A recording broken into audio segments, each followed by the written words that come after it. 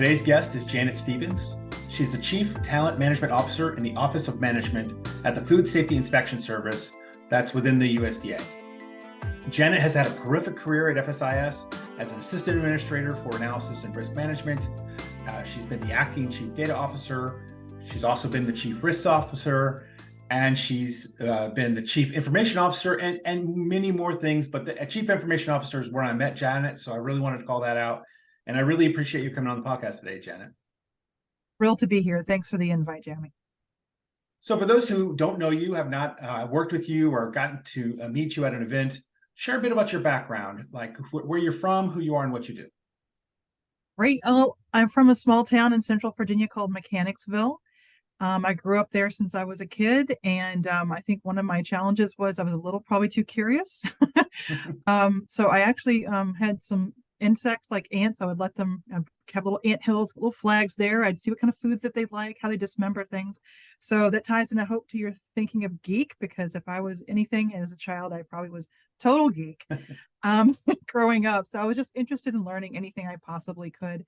And I thought I might want to go into psychology. And I realized early on in school I didn't. But I decided I really wanted to go as far away as I could because computer science was very exciting to me. And back then, mouses were kind of soap on a string. They weren't the elegant touch screens and interactions. But a lot of the careers, that you've talked about really weren't careers that existed back then. But I just knew I wanted to do something that had to do with computers, or at least have a school that exposed me to that. So of course I switched over to English writing as my major, which is how I start a lot of these, which, at the end of this, I'll tell you what my major was, but it was English writing, not lit. I was not a lit major with a concentration in communications. And that's what my degree ended up being in. And so that's kind of how I came through there. And, as you all do coming through your first degree, I was the first generation that didn't graduate from college. So I was kind of felt that burden of making it. So I quickly went to the Career Center, was trying to figure out what in the world could I possibly do for a career with this degree. Found out the reporters did not, strangely enough, make much money. So maybe I wanted to be an editor. So I really annoyed the heck out of one of the deans to try to get into higher level graduate courses as an undergraduate. And I just remember this, where I really wanted it so bad that he didn't think I was ready. And I just sat in his doorway and put my legs across. So every time he went in and out of his office, he'd have to just step over me to get in and out of his office. And he finally, at the end of the day, was like, "You really must want this class pretty badly." And I was like, "I really do." And he goes, "You promise you'll get above a C?" And I said, "Yes, I do." And so he signed off on it. So with that, at least it gave me, I think, a bump as to what I was going to do. I got some strange initial inquiries. One was stockbroker. I didn't really understand why anyone would want me to try, but it was the 90s. Who didn't want to be a stockbroker in the early 90s? So just trying to figure that out. But they thought someone with a degree background like mine, might have a different perspective and give them different things to think about. But I was not interested in moving to New York. Then I had an offer from the U.S. Postal Service to edit Postal Service manuals. While that sounds fascinating, absolutely needed. Was not interested. Looking at their portfolio, it was all people who looked exactly the same and it didn't look exciting. And I got an opportunity to interview with USDA and what was then the Economic Management Service, now is the Economic Research Service. They rolled in as a writer-editor.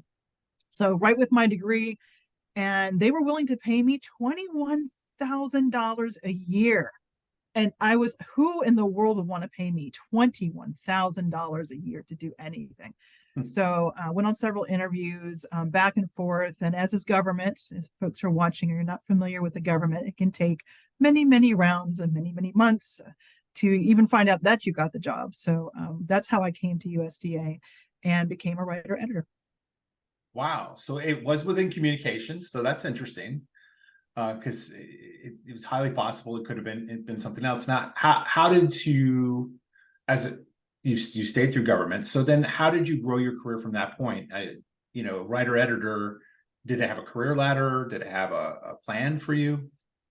Yeah, I came in through the Outstanding Scholars Program. I don't think it exists anymore, but there's lots of career ladders. So I did come in. So instead of being a 5, I got the 7, hence the starstruck at $21,000 kind of thing.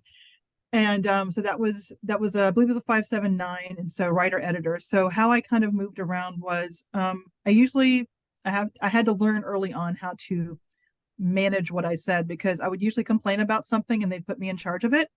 I actually edited a waste management newsletter that they created, and that may have been more of a punishment then than anything else, but I took it and ran with it. And so, as case may be, the web was this new thing back then. And I was looking at our then website, which was hosted by a university, which was odd to me.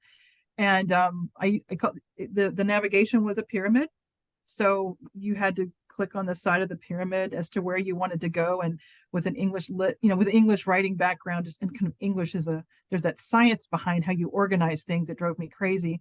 So in asking how they could possibly make it better, they're like, well, we don't have anybody that's not technical that's running it. Why don't you take a stab at it? So they let me start, working on the web. And that was great for me because that blended my computer science with my love for all things English, but also this great desire to organize things into categories. And so that's kind of how I got started in more of the technical side. So I did a lot of editing for economic reports and journals and things like that. But I really could tell that that's what was pulling me, was that desire to get into that web world. So that's kind of that foray into that. And then eventually I became the director, not director, but I oversaw the website there. And that was just where I think it all began, with the passion for doing that. Was it at that point that you then transitioned to FSIS and then in a similar role or a higher role, or you were there for a little while? I had more nagging to do, apparently. So I realized, and I think you realize this with any job, is that at some point, as you go up, there's just fewer and fewer jobs for you at that level. And at that point, I really wanted, at that point of 13, I wanted to move up. I'd been there for about 7.5 years. And I just felt it was time for a change. So I started looking around at places to go, and landed at the risk management agency. And that tied into my background. My family are farmers on both sides. I mean, my mom and my dad were both born on the farm. My mom was one of 13. My Oh, dad was wow. like one of four. So it kind of tied into this crop insurance risk management for farmers and producers. So I really felt it started to then connect me back to where I came from. So then I had like, okay, I've got web, I've got editing, and I'm kind of marketing too, and I've got this connection back to kind of where my family, that heart and soul with the farming area. So I did that for a while. We did one of my favorite projects was working on the dairy options pilot program. We got to film with cows talking. Well, they were talking by the time we went through editing, but that's where I became, more of that supervisory. I got the 13. I was being able to shape and form things as opposed to just being part of it, and learning early on what it means to be part of being at the table, even though it was the highest position, but learning how to be that partner at the table versus that being the be all end all goal. But that I was there for about the same amount of time. And then after that was when I started making connections with folks at USDA large. I started getting on groups, federal groups, to improve and influence and create web policy. And that's where I really started to really understand how the government works across departments. And that was fascinating to me. Absolutely fascinating that you had departments that would get together and try to hammer out web policy, how to not have the Las Vegas effect where you've got the icons, and where you don't have the head of the agency be the first page that you see when someone goes there. Search engine optimization. Oh my gosh, what's that all about? So that's kind of how I got rolling in that area. And I feel like that was really where my passion was. And through those connections and working with content management systems and portals, that's really what got me over into where I am right now, which is food safety and inspection service. It's very interesting. I'm going to ask a question that, so in my experience in government, I have not found very many women in this field, right? The communications has some writing, certainly writing, editing, and I've seen quite a few, but in the management realm, it becomes thinner and thinner the further up you go. And that was certainly something I recognized when I worked for you, was a very, very a dynamic, powerful woman leading this organization. And then you look across USDA and it's not necessarily a similar. Did that factor into anything, or did you never really stumble around and have any issues in that regard? I think it's noticeable when you get to the table.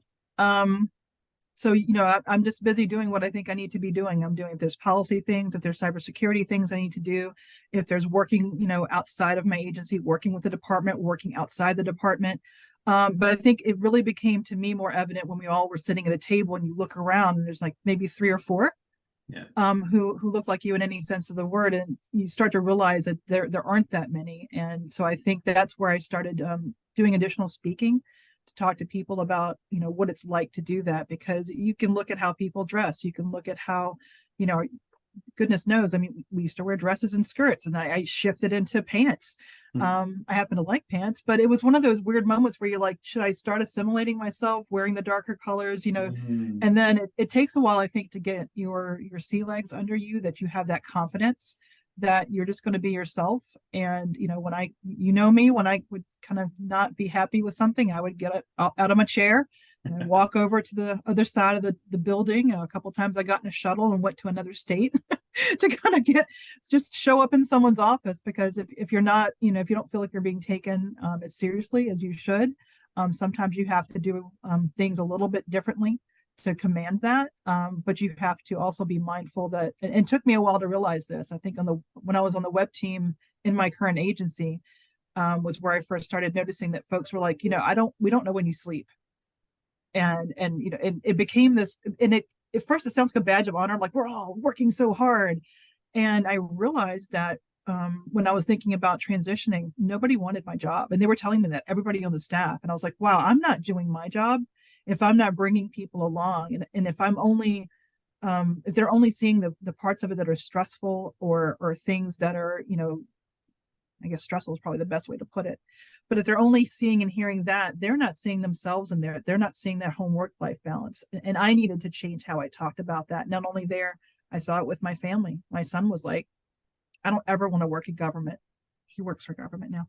But when he was a kid, he never wanted to work for government, because he said, you're always working, you're always on that BlackBerry thing, and I want to put it in the garbage disposal, and I want to grind it up. And I was like, oh, that's very strong imagery. So I really started being more mindful of how I talked about what I was doing, and bringing people along and explaining to them, almost like when you teach kids how to drive, is you don't do the thing and tell them what they do right or wrong. That's very command and control. My style is more partnering. And I read a lot of Art of War. I read it about every other year to remind me of some things that I may have forgotten. But to your point, yeah, I didn't think of it until I sat at a table, but I just decided at some point I needed to do things the way I felt that they needed to be done. And then folks can adapt to that. But my passion was doing the right thing for my agency and for our mission, which is protecting public health. Well, and that's a big difference, right? There's yelling and saying, "Hey, you're not listening to me," That's and a tool. there's passion for the mission, which I have always equated with you. You've always had a passion for the mission, which I greatly appreciate, and then it's infectious for everybody who works for you. That the mission is number one. So I appreciate that. So, what chain of events brought you to be the chief information officer? It's almost like a movie. I was asked to apply for it several times, and I never wanted that. I will say, if you look back on other things I've done, I will say this: my biggest challenge in web at that time was cybersecurity, and I felt like it was the office of no. I couldn't figure out how to get anything done, and I realized my approach was wrong. But that was why I didn't want to do IT, as I just felt like it was just everywhere where your dreams go to die, and I couldn't be part of that. It was just going to kill me. And so the third time was really not really an option to say no. So I decided that what I needed to do is educate myself. So as you know, in developing in your realm and world, and also education, which is part of your passion too, is that, I really had to understand that I was coming from a place of I didn't know. And it was my job to educate myself outside of the office, and also in talking to people at the office, and realizing that everything's part of a process, and it's designed to fail if you bring IT in at the end. If you'd found the solution you want, if you found the vendor you want, if you've got in your mind everything that you think it needs to do, and you bring this to them with a big bow on it, then you've kind of gotten that sweat equity into it. It's personal, and then they have very little time to help you to make it successful. So what I wanted to do is work on partnering and bringing people in up front at ideation, and changing that relationship. And that, I think, was helpful in me being 12 years, I think, as a federal CIO. I think at the time I was the longest serving federal CIO, which amazing to me considering how I never wanted to have the job. But I learned so much from everyone I worked with, you included, but just everybody that came through and everybody that just contributed to the public health mission, connecting people in nearly 7,000 locations nationwide, and just trying to be what we needed to help them to do their jobs, because it's a noble job. Yeah, you were at the helm for one of the most important systems, right? The public health information system, which is so critical to Still use it. meat safety in the United States. And so I can't tell you how that mission was probably the most. I was in the military, and that was still one of the most exciting missions I've ever worked for. So that I'm glad to hear that you did it, you made it happen. And then I see in the introduction that you've had a few roles. So is this them once again coming and saying, Janet, we need you to tackle something for us?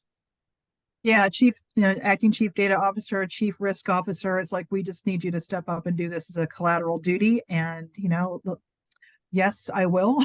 So do a little bit of learning. Thank goodness I had a brief stint for 1 year as the director of the management controls technology staff, which really helped me to understand kind of the not just the risk management, but the enterprise risk management piece. And I think having a project management background, a PMP, that also helped, because that, you're managing schedule, you're really managing risk. And everybody, it's not a career where you're just tracking things. I feel like people think project management is just tracking things, but no, it's actually trying to avoid things from either occurring or not occurring, while still staying on this budget that 2 years ago you came up with in the best way you could. And try to fly the plane while you land it, and you were definitely a part of that too. But so that's kind of where I saw that. Yeah, I've talked to a lot of people in risk, and in my current agency has a whole risk office that I interact with quite a bit, and it's really problem solving. It's unique regulatory requirements, unique mission requirements, and how they overlap. How are you going to get it done? What are our challenges? Where are our problem sets? And then how are we going to fix them? And it's not shelf life, right? You have to constantly, manage that. You have to constantly stay after it. It's not we did the ERM shelf. Or that easy. Oh my gosh. I wish it was that easy, right? Yes. So then human capital. Now that one surprised me when I saw you got the job and you moved into this role, the talent management. I was a little surprised because I've known you more so in the IT realm. Chief data officer kind of made sense. Risk management is still kind of makes sense within the broader enterprise. Talent management, how did that come about? I think I've been in government since 91, and we have a workforce of just shy of 9,000 people in about 7,000 locations. And in my last stint before this, I became a deputy assistant administrator for the Office of Planning, Analysis, and Risk Management, which also had the data science component. And then I became the actual assistant administrator. So in my brain, my career was it. I was going to, go into retirement, 5-7 years from now in that role. And then there came this need for kind of blending DEIA with analytics, people analytics, and then looking at making sure that, because we work everywhere, we're just everywhere, but everywhere can be a blur if you're only looking at it from the highest numeric number. If you have to drill down and look at local places, local economies, what's going on there, what the trends are, the impacts of COVID in these economies, the long-lasting impacts of the economy. And that's kind of where that led. Was they asked, well, you've been doing, and I had the highest FEV scores and participation. So there was that piece too, that all these other things are going on, and then your FEVs is going well.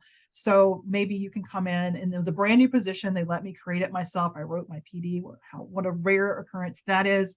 And but that's really what I wanted to do, is take what I was doing and more make people analytics, but then driving it to make sure we're thinking about everybody out there trying to hire, and those who want to have jobs, and try to match those two up, and get away from this concept of, well, it's on USA Jobs. We post it, we crossed our fingers, maybe somebody will apply, and that's just not where the world is right now. Well, there's a lot to bringing people on, right? There's the different hiring authorities. There's figuring out ways to leverage them creatively.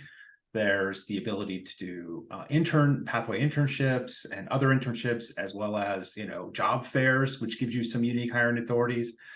I could see, based on my interaction with you, how you could bring things like that together.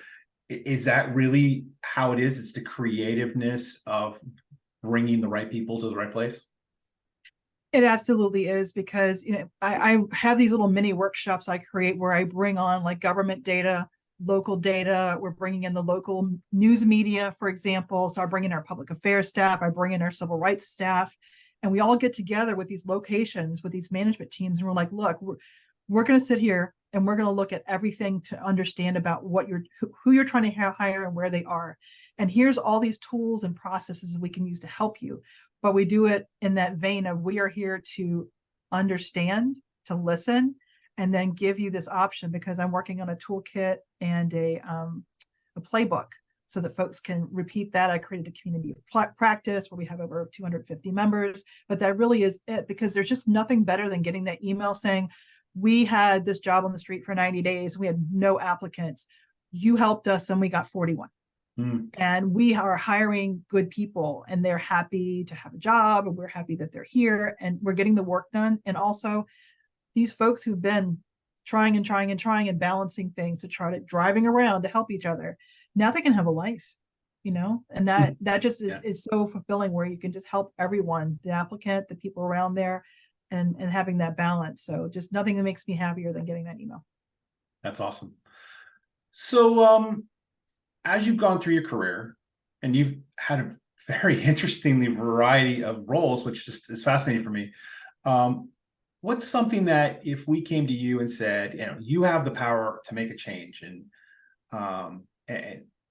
as you look at that career and the things you've interacted with and the things you've seen, what's something you've seen that you wish, man, I wish I had that power and I would make a change that to a process or to whatever that can make things better for those coming behind me? I will have to say, in all of my last probably 10 years of roles or more through this one, if I had all the power in the world to make a change, I would really like to change how the government hires people.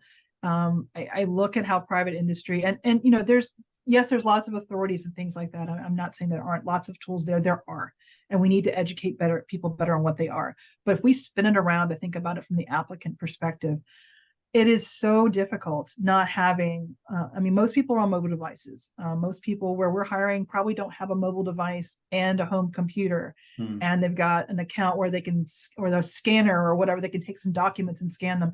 So I really feel like having a system that's designed for the applicant to be successful, no matter where they are, no matter what device that they're using, to be able to get in and make it as easy as it is to apply. I'm not saying to get the job. I know we've got a lot of requirements around that. I do understand that, but I think we've got to work on making this process easier to get people in, and look at what private industry is doing, and then look internally and see what we can do differently, because we have to market better. But I just see folks trying hours and hours to help people understand how to log in, how to upload something, what's needed, and then how to take what the job says. And you really have to tailor your resume to every job. Most people have one or two resumes they're sending out in bulk. Government resumes are so different, and you do have to spend a lot of time to put one together. So I think educating people and helping them, but we've got to make the process easier to apply, and to apply successfully. Yep, and to manage the content they put in the system. As you know, I'm a federal employee myself, so I use USA Jobs, and I have been frustrated when I've had to delete a resume because it only lets me keep so many. And of course, sure, I have it on my PC, but it's so painful at times that. And a mobile app, hey, be Yeah. great. I think there was one many moons ago. I don't think it really lets you apply. I think it just lets you kind of search, but we really need that richness. This, not only our generation, but the current generations and generations to come, they're applying on text message, for goodness sake. We really need to completely rethink that. But it's almost like you need TurboTax for applications or something, where it just guides you through, and then at the end of it, you have what you need. But it's if I had the power in the world, it would be a mobile app, and to redesign the experience around the applicant. I am on board. I'm right there with you. All right. All right. I got two bosses watching. See Drop if some comments in here. there you go. Who's Let's with see if me? we can get a movement, get a movement going. I'm huge. I do a lot of volunteering with early career development. It's a big passion of mine, and I want them to come into government. And in the application process can be challenging at times. And I'll hold their hand as much as they'll let me, right? To say, please, we Yeah. need young people in government. I want to retire. We'll need somebody to do all of these jobs. And there's a huge retirement wave they keep talking about. We need people. So I think it's a great suggestion. It's just such a, I mean, the federal government is huge. Anything you want to do, and I mean anything. You want Yeah. to fly an airplane, you want to do things with agriculture, you want to do things with cybersecurity, you want to do anything in between there, marketing, research, public affairs, data science, Chemistry. financial. I mean, we have every job you could possibly want. There are a lot of jobs that changed and shifted now. There have some remote options or telework, and you can move around. I cannot oversell working for the federal government. You have an actual pension. There's so many things, the benefits, the incentives, but I think we really have to make working in government something that really excites you, because it's been exciting. I've had an exciting ride. I love talking about it, as you can sadly tell. But I just want to inspire others to want to work for the government and just work in their passion and make a difference. Hmm. So what's next for you, Janet? Anything coming up in the near future? I'm really looking forward to next year, where I'm going to get out and try to make some shifts in how we recruit on site and also move into virtual. We're not into that area as much as I'd like, so we're working on that, and then trying to work on some data flows that I'm looking at to try to find some bottlenecks and try to free those up so we can get some even better, more diverse and highly qualified candidates in. So I've got a lot of data things going, and I've got a lot of personal observation things going. And I've just got a team of just great people that I can rely on. And we're just looking forward to continuing to get great people in and market and get out there in every place we can and just talk about how it is just such a great, I mean, foods, who doesn't eat food? There's one. You can talk about it no matter where you go. And it's just, I've been here now, I think 18 years. It's the longest federal job I've ever had as far as an agency. And I know I'm going to retire from here. So I need someone to come behind me. You want a job as a chief talent management officer, come here. I need to pass the baton.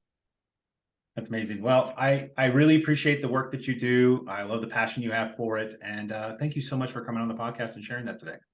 Well, it's been my pleasure. Thanks for the invite, Jeremy.